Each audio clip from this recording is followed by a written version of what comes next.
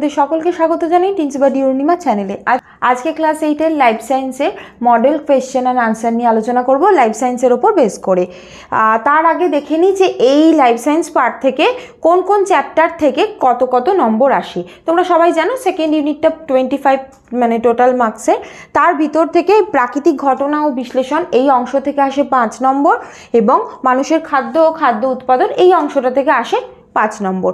এবার এই 5 নম্বরের মধ্যে প্রথমটার ক্ষেত্রে প্রাকৃতিক ঘটনা ও বিশ্লেষণে এমসিকিউ যেটা মাল্টিপল চয়েস, সেখান থেকে একটা প্রশ্ন লিখতে হয়, দুটো থাকে সেখান থেকে একখানা বেছে নিয়ে লিখতে হয়, সেখান থেকে 1 নাম্বার পেতে পারো। তারপরে আসে হলো ভেরি শর্ট আনসার, মানে এক্ষেত্রে এগুলো ছোট কোনো প্রশ্ন হতে পারে, ঠিক ভুল হতে পারে, বিসদৃশ্য হতে পারে, এই জাতীয় প্রশ্নগুলো আসতে পারে। এখান থেকেও দুটোর মধ্যে একখানা বেছে নিয়ে করতে হয়, সেখান থেকেও 1 নম্বর পেতে পারো। আর বাকি যে 3 নম্বর মানে প্রাকৃতিক ঘটনা ও বিশ্লেষণ থেকে যে বাকি 3 নম্বর, সেটা 2+1 বা 1+2 বা 3 নম্বরের একটা প্রশ্ন হিসাবে পেতে পারো। আর নেক্সট হলো মানুষের খাদ্য ও খাদ্য উৎপাদন, এই অংশটা থেকে একখানা হলো একই রকম এমসিকিউ তোমাদের করতে হবে, দুখানা অপশন থাকবে, সেখান থেকে বেছে নিয়ে একখানা করতে হবে। তারপর দ্বিতীয় ক্ষেত্রে হলো ভেরি শর্ট আনসার টাইপ যে প্রশ্নগুলো সেগুলো হতে পারে, এখান থেকে ঠিক ভুল, বিসদৃশ্য, তারপর সত্য মিথ্যা, এইগুলো সমস্ত এই জাতীয় প্রশ্ন আসে। আর তারপরে হলো লার্জ আনসার যেগুলো, সেগুলোর ক্ষেত্রে 2+1 প্রশ্ন আসতে পারে, 1+2 আসতে পারে, পার্থক্য বা শুধু 3 নম্বরের একটা প্রশ্ন এইভাবে আসতে পারে। তাহলে এই দুটো যোগ করে মোট এই লাইফ সায়েন্স পার্ট থেকে 10 নম্বর তোমরা পেতে পারো। এখন আসি মডেল কোয়েশ্চেন পেপারে। প্রথমেই যেটা আছে সেটা হলো সঠিক উত্তর নির্বাচন করো, যে কোনো একটি, মানে দুখানা দেওয়া আছে, যে কোনো একখানা নির্বাচন করে লিখতে হবে। প্রথম প্রশ্ন হলো প্রদত্ত কোনটি খারিফ ফসল নয়? আমরা জানি যে খারিফ ফসল রবি ফসল 2 রকম হয়। খারিফ ফসল নয় মানে কি, কোনটা রবি ফসল? ধান, পাট, ভুট্টা এগুলো সবকটাই হলো খারিফ ফসল। তাহলে কোনটা খারিফ ফসল নয়? সেটা হলো ছোলা, মানে রবি ফসল কোনটা সেটা হলো ছোলা। ঠিক আছে, তারপরের যে প্রশ্ন সেটা হলো আমন ধানের বীজতলা তৈরি হয় মে জুন মাসে, জুন জুলাই মাসে, জুলাই অগাস্ট মাসে, অগাস্ট সেপ্টেম্বর মাসে। সবসময় মনে রাখবে আমন ধানের জন্য কিরম মাটি প্রয়োজন? কাদামাটি। কাদামাটি কোন কালে হয়? সেটা হলো বর্ষাকালে। তাহলে বর্ষাকাল শুরু হয় কখন থেকে? জুন জুলাই মাসে। তাহলে এটা হবে বীজতলা তৈরি হচ্ছে জুন জুলাইতে। পরের যে প্রশ্ন সেটা হলো সংক্ষিপ্ত উত্তর দাও। আচ্ছা, এখানে বলে রাখি যে এই যে দুটো এমসিকিউ দিয়েছে, এখান থেকে কিন্তু যে কোনো একখানা করতে হবে। নেক্সট 2 দাগের যে প্রশ্ন সেগুলোতে আসি। সংক্ষিপ্ত উত্তর দাও, মানে এগুলো হলো ভেরি শর্ট আনসার্স, সেই জন্য এগুলোকে বলে ভিএসএ টাইপ কোয়েশ্চেন। ভিএসএ মানে হলো ভেরি শর্ট আনসার। এক্ষেত্রে দুখানা দেয়া থাকবে, দুখানার মধ্যে যে কোনো একটা করতে হবে। এখান থেকেও তোমরা ম্যাক্সিমাম 1 মার্ক পেতে পারো। প্রথম যে প্রশ্ন সেটা হলো ভিটামিন এ সমৃদ্ধ একটা ধানের নাম লেখো। তোমরা সবাই জানো সেটা হলো গোল্ডেন রাইস। গোল্ডেন রাইস এই ধানটাকে এমনভাবেই মডিফাই করা হয় যার ভিতরে ভিটামিন এ তৈরি করবে এরকম জিন আছে, সেইখান থেকে এর নাম হয়েছে গোল্ডেন রাইস। নেক্সট যেটা সেটা হলো বাম দিকের সাথে ডান দিকের মিল করো। এক্ষেত্রে বাঁ দিকে আছে হলো ডুয়াল ব্রিড আর সিটার ব্রিড, আর ডান দিকে আছে হলো ব্রাহ্মা কোচিন। প্রথম অপশান হলো ব্রাহ্মা কোচিন, দ্বিতীয় হলো নিউ হ্যাম্পশায়ার, আর তৃতীয় হলো লেঘর্ন। ডুয়াল ব্রিড, ডুয়াল মানে হলো যেটা থেকে আমরা ডিমও পাই, যে সমস্ত মুরগিগুলো থেকে ডিমও পাই আবার মাংসও পাই, সেটা হলো নিউ হ্যাম্পশায়ার, এটা হবে। তারপর এটা হলো সিটার ব্রিড। সিটার ব্রিড মানে যে সমস্ত মুরগির যে জাতগুলো, এগুলো যেগুলো ডিমের ওপর তা দেয়, বসে এবং ডিমের ওপর তা দেয়, সেটা হলো ব্রাহ্মা কোচিন এগুলো। ঠিক আছে, তাহলে দেখো এক্ষেত্রে 2 দাগের একটাও করতে পারো, 2 দাগের 2-এরটাও করতে পারো। ঠিক আছে, কিন্তু এবার বলতে পারো 2 দাগে তো দুখানা প্রশ্ন হয়ে যাচ্ছে, তাই না? এগুলোতে হাফ মার্ক করে আছে, আর হাফ ইন্টু 2, এখান থেকেও 1 মার্ক পেতে পারো, এটার জন্য 1 মার্ক পেতে পারো, যেটা মানে তোমাদের জন্য সুবিধা সেটাই তোমরা করবে। এবার আসি 3-এর দাগের প্রশ্নগুলোতে। এক্ষেত্রে বলা হয়েছে 3-4টি বাক্যে উত্তর দিতে হবে। এক্ষেত্রে যে মানে মার্ক আছে সেটা হলো 3, কোনোটার ক্ষেত্রে 3, কোনোটার ক্ষেত্রে 1+2, কোনোটার ক্ষেত্রে 2+1। এই 3টের মধ্যে যে কোনো দুখানা করতে হবে। ঠিক, এবার দেখো প্রথম প্রশ্ন, চাষের জমিতে শস্য আবর্তন আবশ্যিক কেন? এই উত্তর তোমাদের বইতে অলরেডি আছে, আমি তাও এই জায়গাটা আরেকবার আলোচনা করে দিচ্ছি। শস্য আবর্তন মানে কি, ধরো একটা জমিতে শুধুমাত্র একটা শস্যই বারবার চাষ করা হচ্ছে, তার ফলে জমিতে কি হয়ে যায় যে পুষ্টি দ্রব্য পুষ্টিগুণ কমে যায়। তাই জন্য কি বলা হয় যে ধরো একটা জমিতে ধান চাষ হচ্ছে, দুটো ধান চাষের মাঝে সময় যদি কিছুটা ডাল বা শিম্বগোত্রীয় উদ্ভিদকে চাষ করা হয়, সেক্ষেত্রে কি হয়, এই শিম্বগোত্রীয় উদ্ভিদ বা ধরো বিনস, মটর, ছোলা, এই সমস্তগুলো মানে যেগুলোর ক্ষেত্রে শিম তৈরি হয়। শিম মানে হলো শুঁটি, যেটা কড়াইশুঁটির ক্ষেত্রে এরকম একটা শুঁটি তৈরি হয় না, কড়াইশুঁটির যে শুঁটি, সেই জিনিসটা তৈরি হয়। সেক্ষেত্রে কি হবে, এই জিনিসটার যখনই তৈরি হবে, মানে এই জাতীয় উদ্ভিদগুলোর কি হয় যে মূলে রাইজোবিয়াম থাকে, ঠিক আছে। এই যে রাইজোবিয়াম বাতাস থেকে নাইট্রোজেনকে টেনে নেয়, মাটিতে সংবন্ধন করে। এবার দেখো এই যে রাইজোবিয়াম এই যে শিম্বগোত্রীয় উদ্ভিদের মূলে বসবাস করে, বাতাস থেকে নাইট্রোজেনকে টেনে নিচ্ছে, মাটিতে নাইট্রোজেনের পরিমাণকে বাড়িয়ে দিচ্ছে। এবার মাটিতে নাইট্রোজেনের পরিমাণ বৃদ্ধি পাওয়ার ফলে এই যে ডাল জাতীয় উদ্ভিদগুলো গ্রোথ ভালো হয়।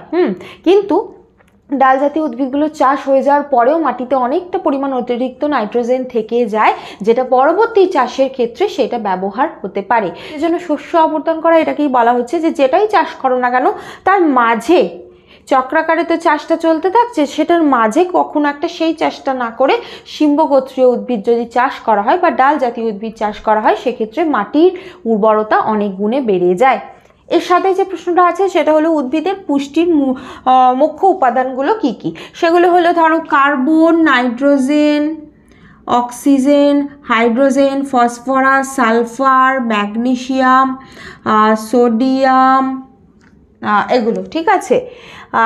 দ্বিতীয় যে প্রশ্ন সেটা হলো চাষের জমিতে ফসল পরিণত হওয়ার পরে কোন কোন পদ্ধতি দ্বারা বীজশস্য সংগ্রহ করা হয় এবং সংরক্ষণ করা হয়।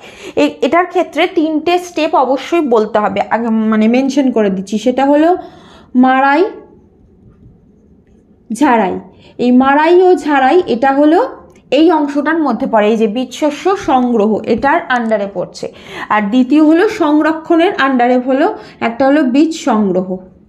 তাহলে এই 3টে টপিক নিয়ে 3টে জিনিসকে কভার করতে হবে। মাড়াই কি হচ্ছে, দানা শস্য জাতীয় উদ্ভিদগুলো মানে দানা শস্য যখন চাষ করা হচ্ছে সেগুলোকে কি করা হয়, কোনো কিছুর উপর পিটিয়ে সে উদ্ভিদের বাকি অংশটা থেকে ওই দানাটাকে আলাদা করা হয়, সেটাকে বলছে হলো মাড়াই। ঝাড়াই কি, ঝাড়াই হলো ধরো যখন কোনো দানা শস্য জাতীয় হচ্ছে তার যে বাইরের গায়ে যে খোসা আবরণটা থাকে সেটা থেকে শস্যটাকে আলাদা করা হচ্ছে, সেটা হলো ঝাড়াই। বর্তমানে মাড়াই ঝাড়াই আলাদা করে করা হয় না, এক্ষেত্রে কি হয় যে কম্বাইন হারভেস্টার যন্ত্র ব্যবহার করা হয়। আচ্ছা, এই ঝাড়াইটার ক্ষেত্রে কি হয় যে বড় বড় জাতীয় কুলো বা পাত্র ব্যবহার করা হয় এবং অনেকটা উঁচু থেকে দানা শস্যগুলোকে মাটিতে ফেলা হয় এবং বাতাসের সাহায্যে কি হয়, যখন দানা শস্যগুলোকে ওপর থেকে নিচে ফেলা হচ্ছে, বাতাস ধরো আসছে, বাতাস কি করে সেই যে দানা শস্যের গায়ে যে খোলসগুলোকে উড়িয়ে দেয় বা হালকা হালকা হওয়ার জন্য উড়ে আলাদা হয়ে যাচ্ছে, সেক্ষেত্রে সেখান থেকে ঝাড়াই হচ্ছে। আর এই বীজ সংগ্রহ এই অংশটা থেকে, এটা হলো বীজ সংগ্রহ। এই যে বীজ সংগ্রহ এই অংশটা থেকে কি হয় যে এই অংশের মধ্যে বীজ যেগুলো সেগুলোকে পরের বছর আবার চাষের জন্য রাখা হচ্ছে, সেই বীজগুলোকে ভালো করে শুকানো হয়, দানাগুলোকে শুকানো হয়, কারণ যাতে কোনো রকম আর্দ্রতা না থাকে। আর্দ্রতা যত বেশি থাকবে ফাঙ্গাস ব্যাকটেরিয়াগুলো আক্রমণ করবে, নষ্ট হয়ে যাবে। তারপর তার মানে রোদে শুকিয়ে এগুলোকে ড্রাই করা হয় দানা শস্যগুলোকে, তারপর সেগুলোকে চটের ব্যাগের মধ্যে বা ধরো কোনো মানে মেটালের পাত্রের মধ্যে রেখে স্টোর করা হয়। বর্তমানে এই যে বর্তমানে বড় বড় এরকম মানে বীজ সংগ্রহ করার জিনিস মানে হয় আর কি, সেগুলোকে সাইলো বলে, বায়ুহীন ঘর হিসাবে ব্যবহার করা হচ্ছে। বায়ুহীন করা হয় কারণ তার ভিতরে যদি কোনো পেস্ট মানে হলো যেগুলো ক্ষতিকারক পদার্থ সেগুলো ঢুকেও পড়ে, সেগুলো কিন্তু বাতাস অক্সিজেন পাচ্ছে না বলে মারা যায়, সেই জন্যে বায়ুহীন করা হয়। বর্তমানে এই সমস্ত ঘরগুলোতে নাইট্রোজেন গ্যাসও চালনা করা হচ্ছে। তাহলে এই জিনিসগুলো এই টপিকটার মধ্যে এই 3টে জিনিসকে কভার করতে হবে। নেক্সট হলো ডায়রিয়া হলে কি কি সমস্যা হতে পারে।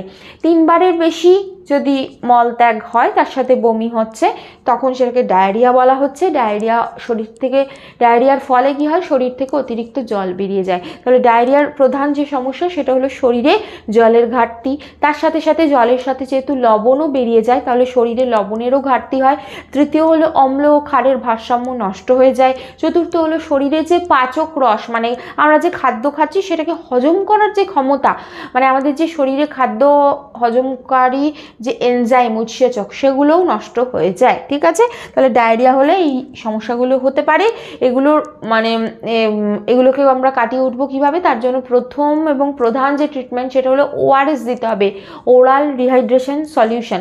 যদিও এই প্রশ্নটা এখানে দেওয়া হয়নি, কিন্তু ওআরএস কি, কোথায় ব্যবহার হয়, এই প্রশ্নটা খুব খুব ইম্পর্টেন্ট। খুব ভালো করে এই অংশের সাথে কিন্তু পড়ে রাখবে। আর যদি পারো, যদি পরীক্ষায় লেখার মতো সময় থাকে, ওআরএস কথাটা মেনশন করে দিয়ে ওআরএস এক্ষেত্রে ব্যবহার করা হয়, এই কথাটা লিখে দেওয়া উচিত। ঠিক আছে, আশা করি বোঝাতে পারলাম। আজ এই পর্যন্তই। এরকম যদি কোনো প্রশ্ন থাকে কমেন্ট করো। আর আমি কিন্তু ক্লাস 7 এবং 8-এর এই জাতীয় প্রশ্ন, মানে মডেল কোয়েশ্চেন পেপার নিয়ে আমি আলোচনা করছি। সমস্ত ইম্পর্টেন্ট কোয়েশ্চেনগুলো এই মডেল কোয়েশ্চেন পেপারের মধ্যে থাকবে। তাই তোমরা যদি তোমাদের পড়া রিভাইজ করতে চাও, এই ভিডিওগুলো দেখলে কিন্তু তোমাদের, মানে ভিডিওগুলো দেখার সাথে সাথে তোমাদের এই সেকেন্ড ইউনিটের পড়াটাও রিভাইজ হয়ে যাচ্ছে। এটা একটা বড় সুবিধা। আশা করি ভালো লেগেছে। তার জন্য লাইক করো, বেশি বেশি করে শেয়ার করে দিও, সাবস্ক্রাইব করো। Thank you.